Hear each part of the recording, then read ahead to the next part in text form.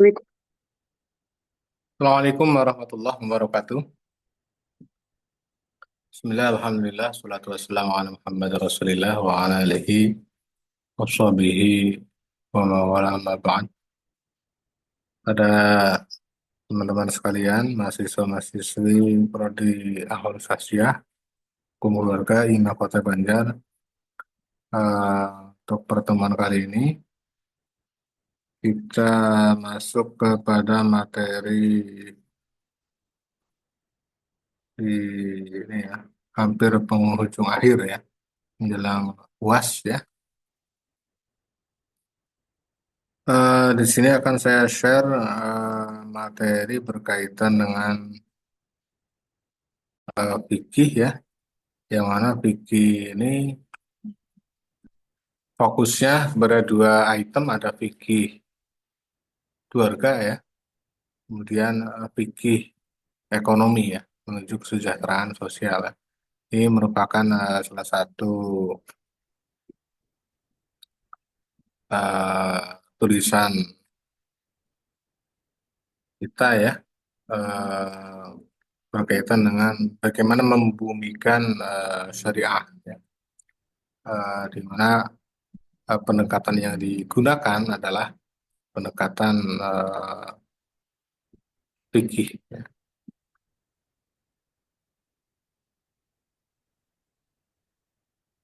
Baik, langsung saja untuk mempersingkat waktu di sini.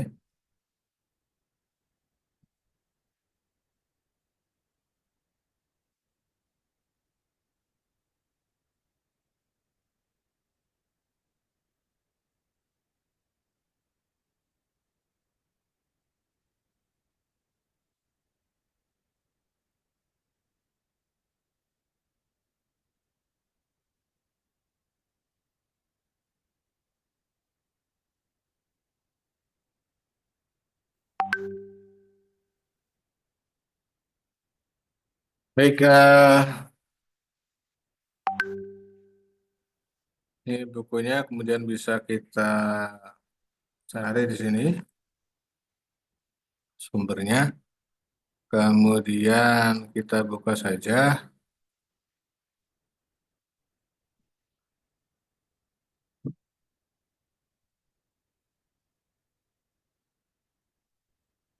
membumikan syariah ya, dalam aspek hukum ya, secara historis bahwa syariah itu adalah aturan Allah yang diberlakukan kepada hambanya ya, untuk seluruh umat ya. Jadi bagaimana membumikan syariah melalui metode fikih keluarga dan fikih ekonomi ya, menuju kesejahteraan sosial ya, sejahtera keluarga, sejahtera ekonomi ya. Baik, di sini saya akan menerangkan secara umum ya berkaitan dengan buku ini, di mana membumikan syariah, pendekatan fikih keluarga dan ekonomi pada endingnya adalah bagaimana memotivasi, mendasari ya, keilmuan fikih ya. Jadi bagaimana fikih keluarga ini atau fikih hukum keluarga Islam atau fikih ahwalus syahsiah ya, dan fikih ekonomi ya, fikih ekonomi syariah dapat dipraktikkan atau diterapkan dalam kehidupan sehari-hari ya. Setelah dipraktikkan, nantinya di masa yang akan mendatang juga akan menjadi sebuah tren ya, tren historis bagaimana penerapan prinsip-prinsip syariah ya, sesuai dengan maqasid syariah ya, khususnya dalam aspek keluarga dan ekonomi. Bagaimana prinsip-prinsip hukum Islam dapat diterapkan untuk mencapai kesejahteraan sosial ya, baik dalam tataran keluarga maupun tataran ekonomi.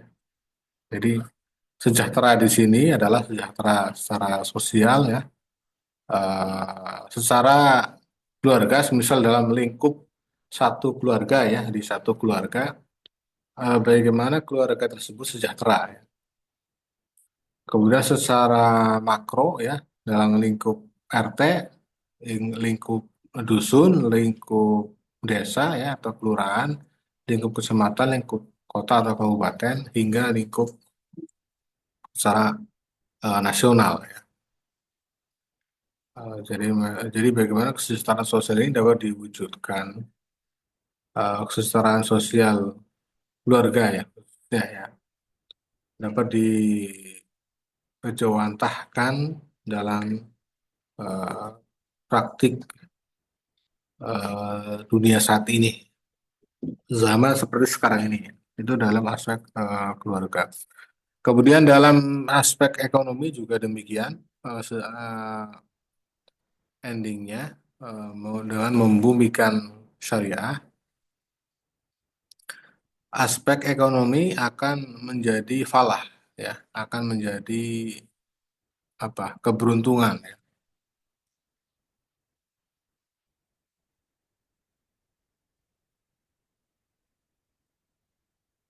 Tentunya secara ekonomi ya, ekonomi masyarakat, misal lingkup desa ya, bagaimana tingkat kesejahteraan sosialnya secara ekonomi itu terwujud ya, sejauh mana. Kemudian bagaimana meningkatkan kesejahteraan sosial tersebut ya dari aspek ekonomi atau melalui pendekatan ekonomi, ya, pendekatan ekonomi syariah. Jadi pada intinya buku ini atau karya kecil tentang fikih ini ya dapat dimanfaatkan oleh para mahasiswa, ya, para akademisi untuk bagaimana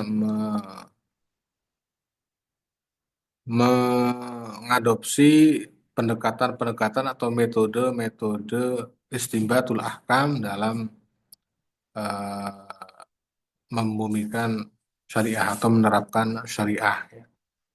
Oke, di satu buku ini semoga bermanfaat ya, di mana pendekatan fikih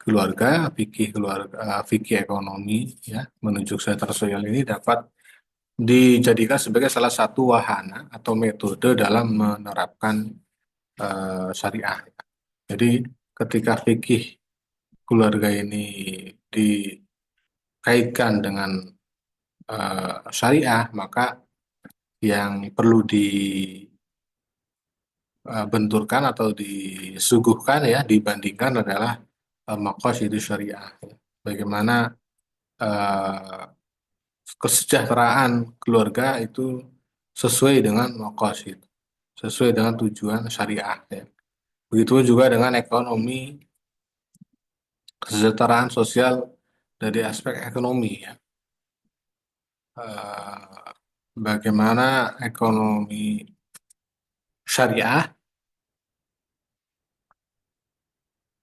dapat diwujudkan melalui pengembangan-pengembangan maqasidus syariah sesuai dengan istimbatul ahkam yang berbasis syariah seperti itu.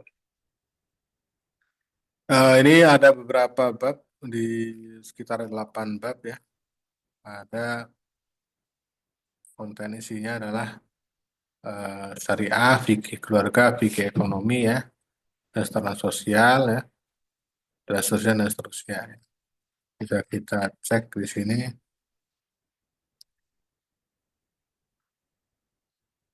Jadi yang melatar belakangi dalam membumikan syariah yang pertama adalah minat dan kesadaran akan agama ya. Jadi semakin hari religiusitas seseorang di muka bumi ini adalah terjadi peningkatan. Kemudian dalam aspek religi ya, dalam aspek hukum Islam ya, menjadi faktor penting minat dan kesadaran akan hukum ya. Artinya kesadaran hukum Islam dalam sebagai latar belakang dari lahirnya buku ini menjadi salah satu faktor penting sehingga penulis menjadikan bagaimana membumikan hukum keluarga ya, hukum Islam ya, dan juga metode yang di pendekatan yang digunakan adalah ekonomi syariah dan hukum keluarga Islam ya, atau nanti juga di ekonomi syariah ada tambahan-tambahan berkaitan dengan hukum ekonomi syariah.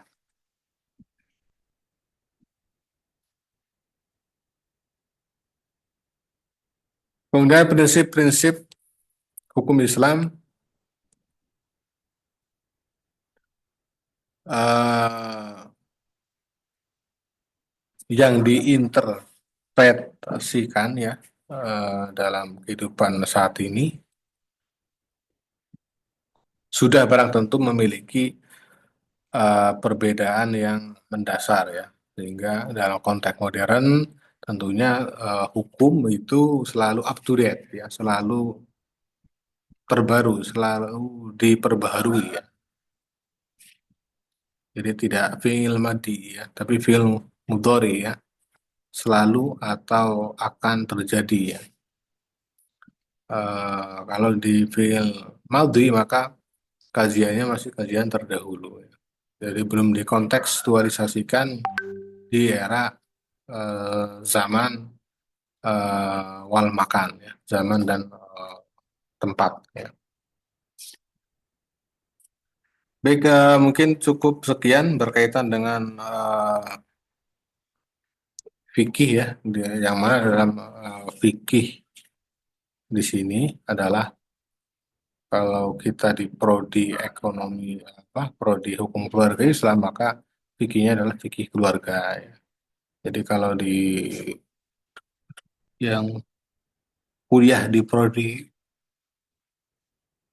ekonomi syariah maka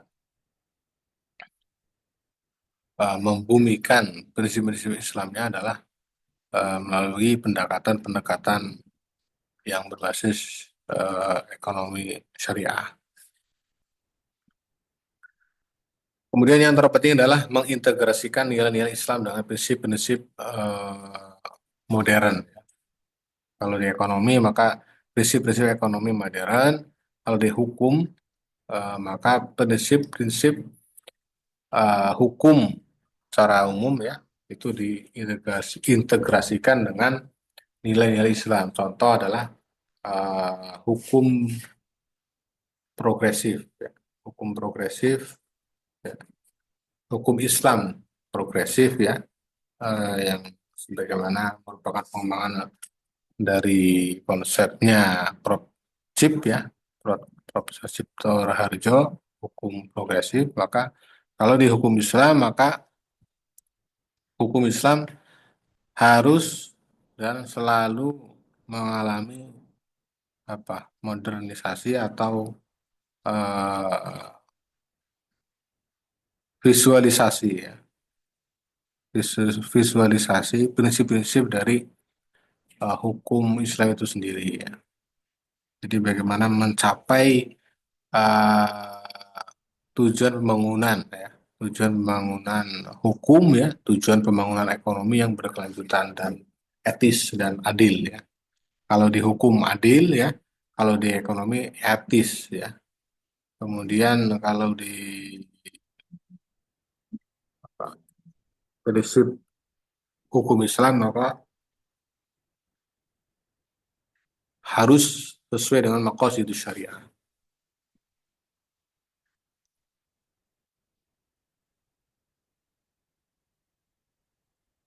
Kemudian selanjutnya faktor-faktor historis dan kontekstual ya, di mana secara historis bahwa Islam yang notabene adalah merupakan pemahaman kontribusi pemahaman fikih Islam maksudnya ya, merupakan pemahaman dari kontribusi para sahabat ya. Kemudian yang lebih urgennya adalah Nabi Agung Muhammad SAW yang merupakan penafsir pertama Al-Quran, sehingga beliau perlu mengembangkan ya apa yang perlu diterapkan atau dibumikan hukum hukum Islam itu ya, untuk mengisi kesenjangan daripada konteks hukum keluarga dan ekonomi syariah ya. Jadi kebutuhan mendasar penyediaan literatur ya, literasi berkaitan dengan hukum Islam dalam konteks multidisipliner ya. Kemudian kebutuhan akan panduan praktis dalam menerapkan hukum Islam ya, dalam kehidupan sehari-hari di ekonomi syariah juga sama ya. Jadi bagaimana prinsip-prinsip hukum Islam dapat diterapkan dalam situasi-situasi konkret ya, real, jelas ya. Kemudian yang tidak kalah penting adalah kesadaran, ya, kesadaran hukum ya. Pentingnya hukum Islam dalam membentuk tata nilai ya, dan perilaku masyarakat. Jadi tidak serta-merta aturan-aturan formil saja, tapi juga nilai-nilai morality ya, atau nilai-nilai etis ya. Atau kalau di ekonomi syariah itu ada etika bisnis Islam. Kalau di hukum Islam, di hukum keluarga ada hukum ekonomi, eh, hukum Islam dalam membentuk nilai etis ya di etika bisnis Islam. Kemudian kalau di hukum itu adalah nilai-nilai Islam itu sendiri ya, yang mana perlu diterapkan aturan-aturan formil ya.